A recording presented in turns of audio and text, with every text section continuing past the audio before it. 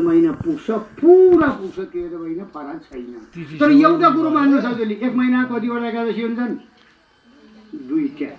दुईटा एकादशी भएपछि 12 महिना कतिवटा हुन्छन्? 24 वटा। अहिले 24 वटा छैन, अहिले 26 वटा छन्। गन्दै जानु छ।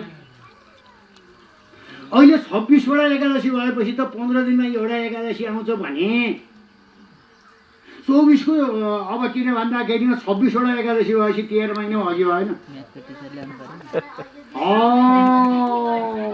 अब किन गनियो भन्नु न, नगनिकन 13 महिना कसरी पुग्छ? हजुरले गनिएन भन्नुहुन्छ। गनेर 13 महिना भयो, 13 महिनामा 26 वटा एकादशी भए। अहिले 26 वटा एकादशी छन्, तर 13 वटा महिना छन्। हामीले यसरी गन्दै जाँदा 12 महिनाभन्दा पाइँदैन।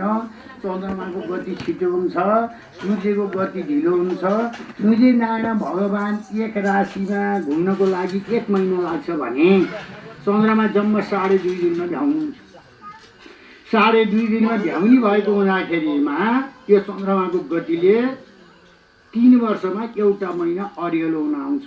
यो अरियलो महिना हो। यसलाई मलमास भनिदिएन, अधिको महिना हो, अधिको मास हो। अधिक मास भनेको 12 महिनाभन्दा बढी भएको महिनालाई अधिक मास भनिन्छ। एउटा अर्को पुरुषोत्तम भनेको भगवानको प्यारो महिना भएको हुँदाखेरिमा पुरुषोत्तम महिना भनिन्छ।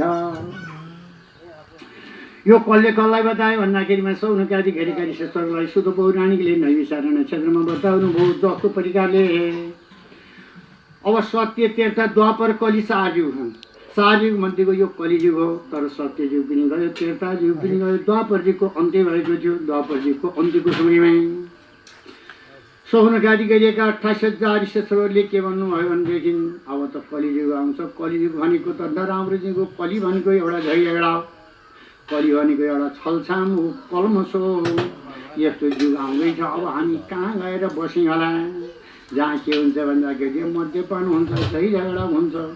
ओहो, यस्तो चाहिने। किनभने असत्यवादी भनेको झुटो बोल्छन्, झुटो बोलेको सुन्न पनि हुँदैन, सही सत्य कुरा हुँदैनन्।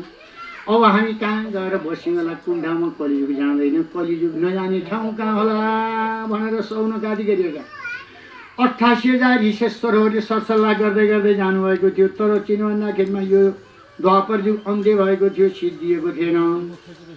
अब सिद्धिएपछि त कलियुग आउँछ। कलियुग आउनुभन्दा पहिल्यै यो निर्णय गर्नु पर्यो भनेर सरसल्लाह गर्दाखेरिमा 88,000 ऋषिश्वरमध्येका चाहिँ एउटा जेठा ऋषि हुनुहुन्थ्यो, जसको नाम थियो सौनक।